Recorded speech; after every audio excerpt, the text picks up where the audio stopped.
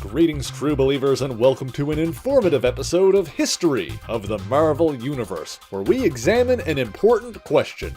Are the Transformers in the Marvel Universe? You see, back in the 70s and 80s, Marvel produced a plethora of licensed comic books, including Star Wars, G.I. Joe, and Godzilla. One would assume that these licensed books would each take place in their own continuities, as Marvel's Star Wars book did. However, many, despite starring licensed characters, took place on Earth 616 and crossed over with other Marvel books. The most notable example of this is probably Rom's Space Knight, for while the character of Rom was licensed from the toy by Parker Brothers, most of the characters and concepts created for the comic series were owned by Marvel.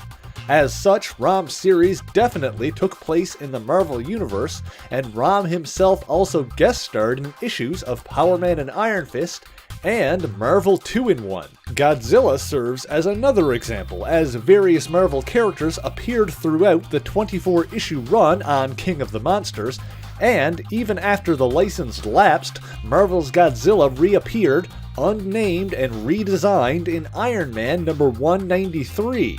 Other examples of titles licensed from toy lines that take place squarely within the Marvel canon include Shogun Warriors and Micronauts, the latter of which introduced characters that still occasionally appear in Marvel canon. So does Marvel's Transformers series fall into this category? Well, the third issue would seem to imply so, as it features a full-on guest appearance from the Amazing Spider-Man.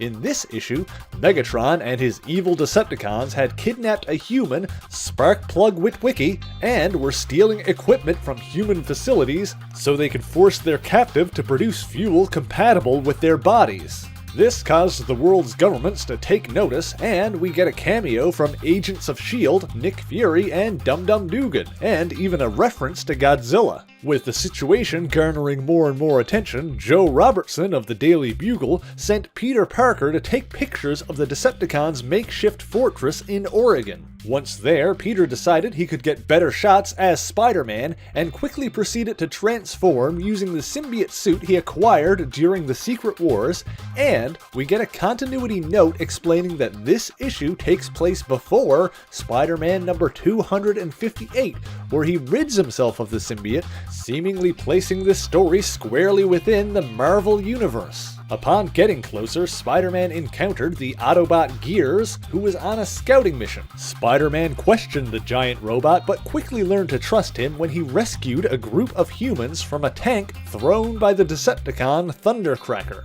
Gears brought Spider-Man to meet Optimus Prime and the other Autobots, and together they formulated a plan. While most of the Autobots led a frontal assault against the Decepticons, Spidey and Gears snuck around the back to get inside their fortress. The two fought their way deeper into the base until they reached Sparkplug and Megatron. Spider-Man tied up the Decepticon leader while Gears grabbed the human captive, but the web wouldn't hold Megatron for long, and he broke free. Megatron blasted the floor beneath them, causing Gears and Sparkplug to plummet down. Spider-Man dove after them and caught them on web lines, and while he successfully saved Sparkplug, the web holding Gears broke. Fortunately, while Gears was badly damaged, the other Autobots were able to repair him, and they and Spider-Man parted ways as allies. So this would all seem to imply that the original Transformers comic series does indeed occur within the Marvel Universe, yes? Well, for a time, that appeared to be the case. In Transformers number 8, the Savage Land is featured, and there's a footnote explaining that this story takes place before Avengers number 257. Secret Wars 2 number 3 contained a brief appearance by Circuit Breaker, a character featured in Transformers. And yet, after this, the series seemed to take place almost entirely within its own continuity, only ever crossing over with G.I. Joe, another Hasbro property which, more often than not, shares a universe with the Transformers. Never again did a Marvel superhero appear in a Transformers book, nor vice versa. The closest thing we get is a cameo appearance from J. Jonah Jameson in G.I. Joe number 95. There is, however, one character who most notably appeared in the Transformers comics before being featured in the mainstream Marvel universe. Death's Head. However, Death's Head didn't appear in Marvel's 80-issue run of Transformers, but rather in a possible future timeline shown in the UK Transformers magazine.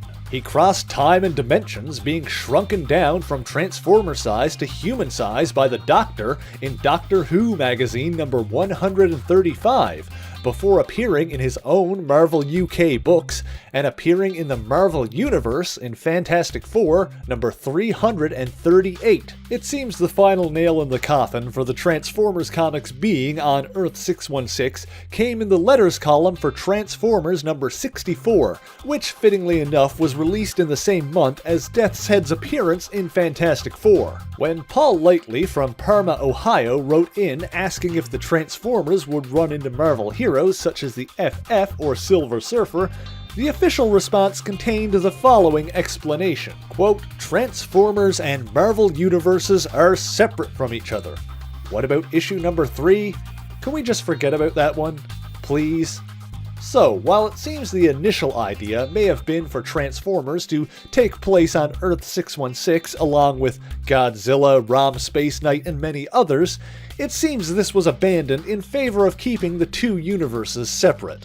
While one can only assume that the Transformers universe has its own version of Spider-Man and some others, the few footnotes referencing other Marvel books were essentially rendered non-canon. While parts of the Marvel Universe exist in the Transformers comics, it seems the events of said comics do not occur in the Marvel Universe. In fact, in 2007, there was a 4-issue limited series where the Avengers met the Transformers, but that story took place in the IDW Transformers universe and not the Marvel Universe. And that's all for this week.